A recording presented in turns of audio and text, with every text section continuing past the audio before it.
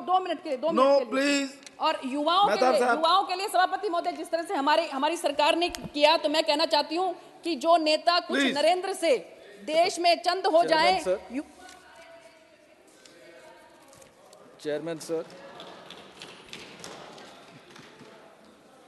today we are making history or being part of it where you are presiding over this house. Part of history is this, that the same day we are discussing the budget and also the same day we are discussing the finance bill. So at times I was really wondering, and I was asking my friend Anubhav Mahanti whether are we discussing now at around 9 o'clock finance bill or the budget, interim budget. But subsequently I was told that it is the finance bill that is being discussed. And I will restrict myself relating to direct tax and indirect tax, which was part of the budget speech of Honorable Finance Minister. The amount of money that is spent, I would say, just a moment, sir.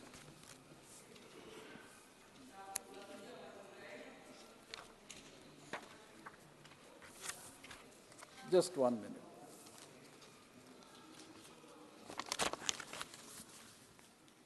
Coming to the specifics, I may say that the government is estimated to spend 47,65,768 crores in 24-25, which is 6% higher than the revised estimate of 23-24. Interest payment accounts for 25% of the total expenditure. And this demonstrates how much money is actually spent on interest.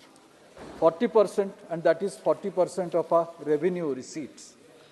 The receipts, other than borrowing in 24-25, are estimated to be 30,80,274 crores, about 12% higher than the revised estimate of 23-24. Direct and indirect tax rates remain unchanged. And this is, of course, being an interim budget, and also the finance bill is made accordingly. And because election is hardly 2 months away, there is some, as I mentioned while discussing on the budget, there is some restriction from the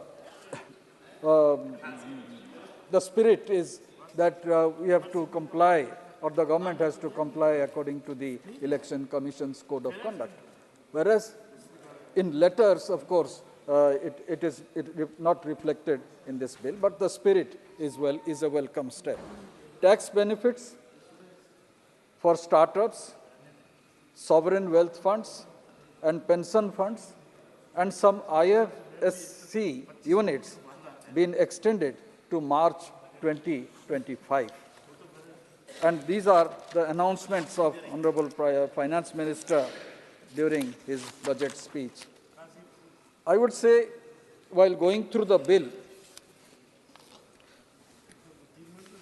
it has very categorically mentioned, this act may be called the Finance Act 2024, and Section 2 to Section 10 shall come into force on the 1st of April 2024. That means the direct tax component is in Section 2 to Section 10, and which is I believe it is more than 90% of the finance bill that is before us for consideration relating to direct tax. And there, Finance Minister has summed it up that it is only to extend certain aspects of the benefit that was supposed to be, that is supposed to be extended up to 25 March. And Section 11 to Section 13 come into force on such date as central government may by notification in the official gazette appoint. But here I would like to just draw the attention of the government through you, sir, is relating to an old issue that I had raised, I think, when Mr. Arun Jaitley was the finance minister and we are deliberating on the budget, on the finance bill in the other house. There I had mentioned that the general perception is that agriculture income is not taxed. And I had categorically stated that it is being taxed. And I would thank the government. In this finance bill, it has been categorically now stated, which was the general impression is agriculture is not taxable, but it is being taxed. And in page 2, subsection A, the net agriculture income shall be, I'm quoting, shall be taken into account in the manner provided in clause B. That is to say, as if the net agriculture income were comprised in the total income after the first 2,50,000 rupees of the total income, but without being liable to tax. Means 2.5 lakh tax नहीं होगा, उसके बाद जो income आपको accrue होगा, add होगा, उसके ऊपर tax लगेगा. और ये लग रहा है, ज़्यादा से ज़्यादा लग रहा है. उस समय I had made an allegation, and this was subsequently probed into, relating to 2 farmers of Bihar who were not paying income tax, though this provision was explicitly in the act. And that is the reason why the general impression, and this brings me, the general impression is agriculture is not taxed, and that's how the income tax officers who were stationed in Bihar, they were. Sir, I have 2 other points to make. Please, quickly. And that's how subsequently CAG went into that aspect, and that's how money was recovered, case was filed, money, of course, the tax was recovered. Coming to the indirect tax aspect, it's only 3 provisions. One is amendment to section 2, I'm not going into that details, substitution of section 20, and insertion of a new section 122. But on this issue, I would like to mention, sir, GST is an issue where certain amendments are being moved now. Of course, it must have been discussed in the council, but ultimately the Parliament is passing it, is considering it today. Why can't we have a better discussion on the formulation of the law that the council is recommending? Of course, in a vote on account in this finance bill, these 3 provisions which are necessary is being passed, but is going to be passed. But my only suggestion is, why can't we have a better structured discussion on the functioning of the GST mechanism? It was on midnight hour when GST was implemented. The then Finance Standing Committee had deliberated on GST for many years, and the one government also went away without considering the proposal of the GST. But here I would like to mention, sir, madam, that this needs to be looked into, and we can have a structured debate, discussion, not actually debate, a discussion on GST.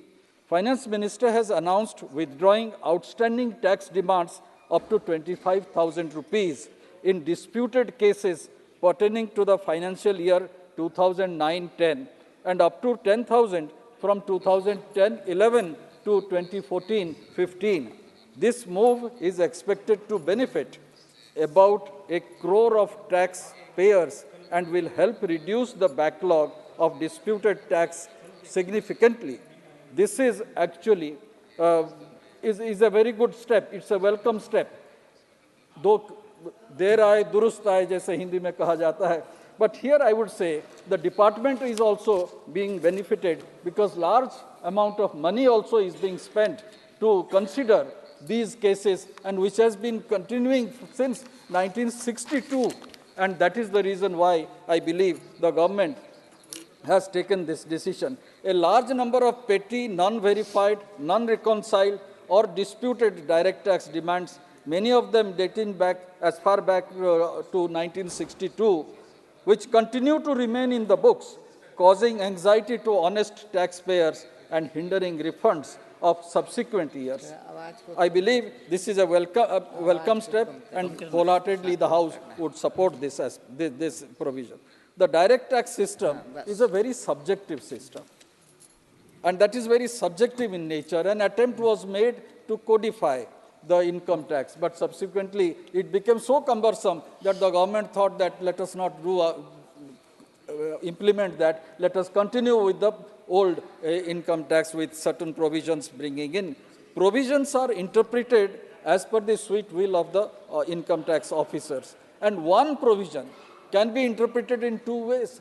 As we all understand, English is a very funny language. If you read one sentence giving pause, it gives a different meaning. If you read in one go, it gives a different meaning. And if you go with the punctuations, it gives another meaning. So in that respect, this act, Income Tax Act or direct tax provisions need thorough interpretation. What is happening in court of law? The Supreme Court, being the apex court, is always having एक समग्र दृष्टि, सामग्रिक दृष्टि रहता है कि कौन high court किस तरह के न्याय देते हैं, और उसमें अगर कोई दुविधा आ जाता है तो सुप्रीम कोर्ट उसके ऊपर डिसीजन देता है. इनकम टैक्स केस में एक एक कमिश्नरेट एक एक डिसीजन दे देते हैं, और ट्रिब्यूनल में जैसे अभी चल रहा है, मैं निवेदन करूंगा माननीय मंत्री जी को देखने के लिए.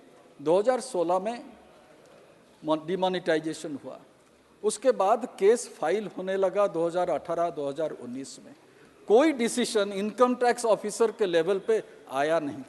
सब ने हाथ खड़ा कर दिया और कहा कि ये सीधा ऊपर जाए और वहाँ डिसीजन है, हम इसमें बिल्कुल कोई डिसीजन नहीं देंगे. Was there a unwritten instruction from the ministry? I believe that is not the instruction. But most of the officers say, इसमें क्यों हम अपना डिसीजन दें और फिर हमारे पीछे कोई और लग जाए कि इन्होंने इतना रिलीफ दे दिया. तो ये सारे पेंडिंग अब है, ये बढ़ रहा है. आपने 1962 का केस तो बंद कर रहे हो इस बिल के जरिए, और उसके बाद 5,000, 25,000 या 10,000 के केस भी बंद कर रहे हो. पर ये जो केस बनी है, इसके ऊपर अगर आप थोड़ा सा इंस्ट्रक्शन ना दें तो ये और भी पेंडिंग होगा और आगे बढ़कर एक बड़ा पहाड़ जैसा लगेगा हमारे ऊपर. इसी शब्द के with these words I would say it is high time that the ministry should take a cohesive view on this type of cases. Actually, the cases in income tax department is a burden not only on the income tax payee but also on the department. So in that respect, I believe the government can consider this. Relating to GST, I believe when, Madam, you will be also in this house and I believe I will also be in this house, we can discuss GST during that period. Thank you.